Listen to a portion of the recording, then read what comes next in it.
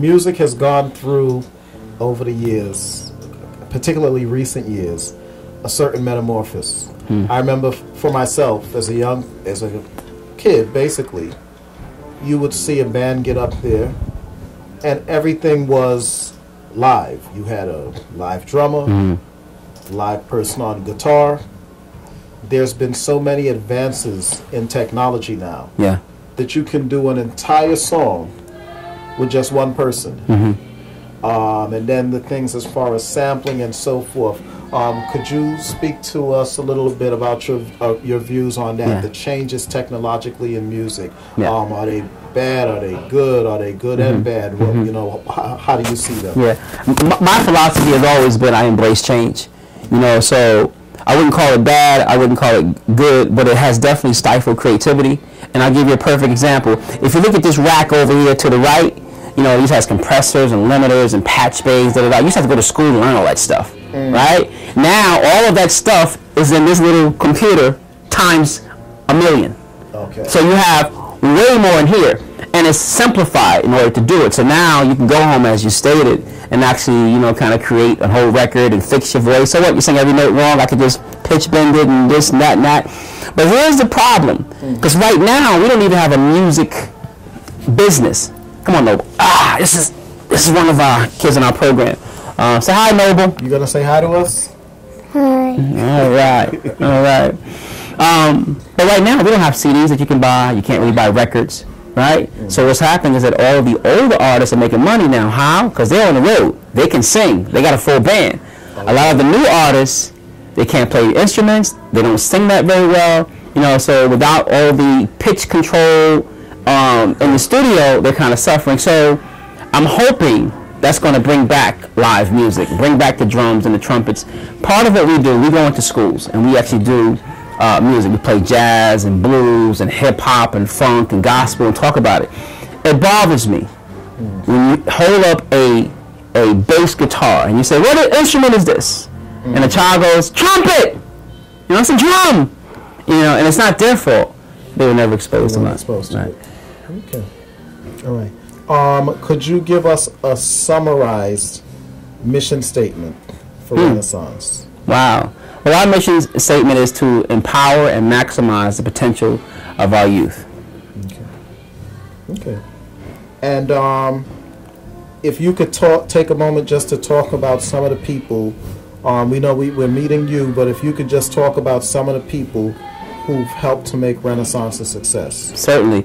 Well, first of all, I have to talk about my partner, co-founder, co-executive director, Mr. Q, Darren Quinlan. We sat down, I remember days of talking about doing this program. He basically oversees most of the sporting aspect of what we do, as well as some of the music too. But a lot of people know him as Coach Q.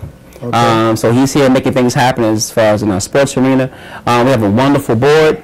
Howard Alterescu, who's been the chairman of the board since day one, and all the other board members, and you can't do it without great staff. So right now we've been blessed to be surrounded with staff who understand servitude and stewardship.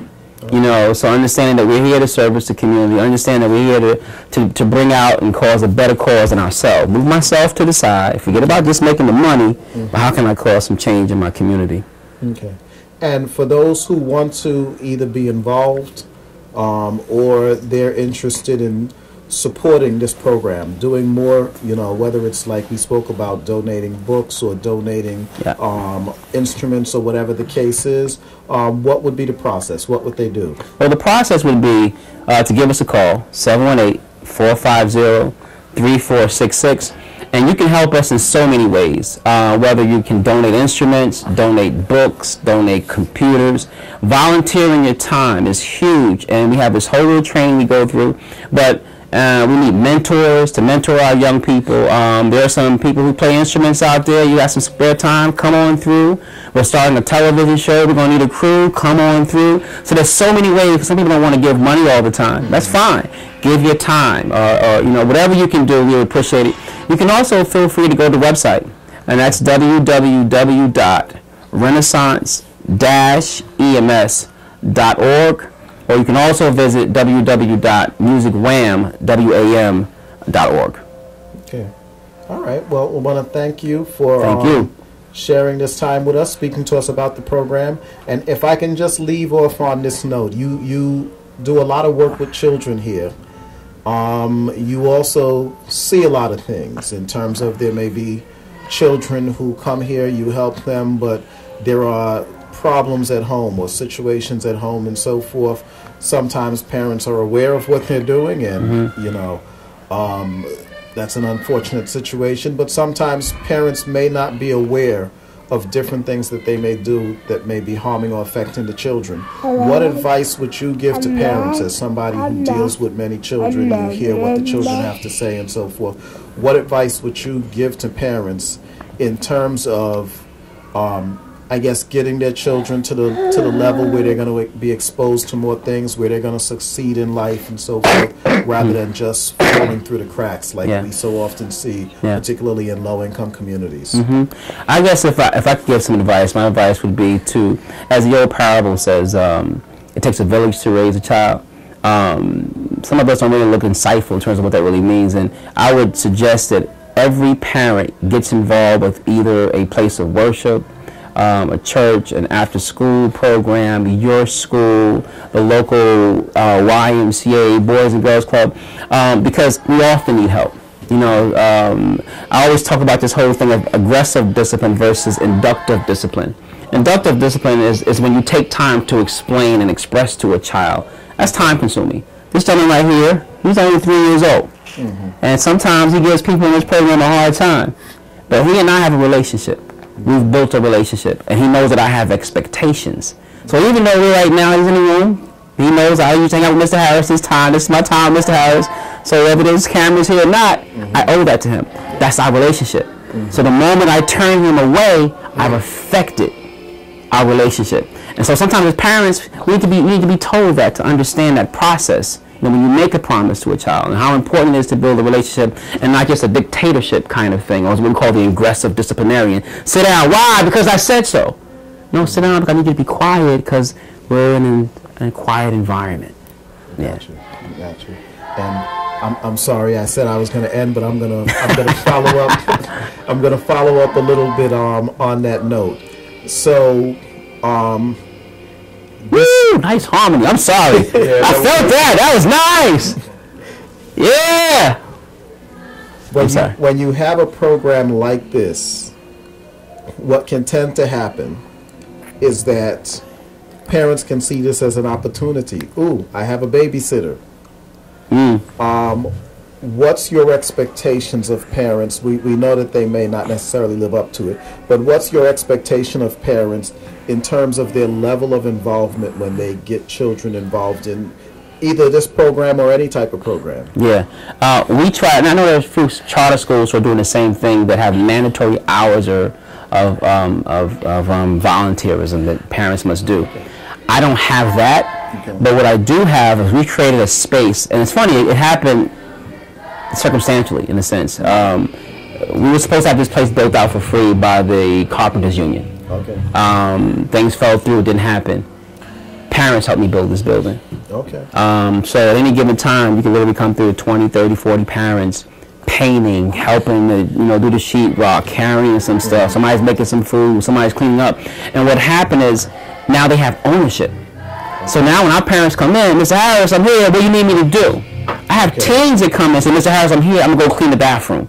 What teen does that? But he helped build the bathroom. So now as far as they're concerned, they have ownership in this program. And the children sort of follow the parents' lead. Yes. That was And do you see a difference when a child is involved in the program and the parents are coming to watch the recitals and different things like that, as opposed to a child who's involved in the program, but the parent is, and it may be a legitimate reason, maybe they have a busy work schedule or whatever the case is, but the parent is not really around to see the fruits of what the child is learning? There's a huge difference. And I tell you, one of the things we've been able to develop here is an extended family. Like when it's time for them to go home, I literally have to kick them out of here. But what happens is that when a parent who comes in with their child for the recital, say, we have some kids, parents are showing up, principals are showing up, teachers. It makes that child more connected because now they feel like they're involved in something. I'm doing something positive in my life, and people are excited about it, so on and so forth. It's fantastic.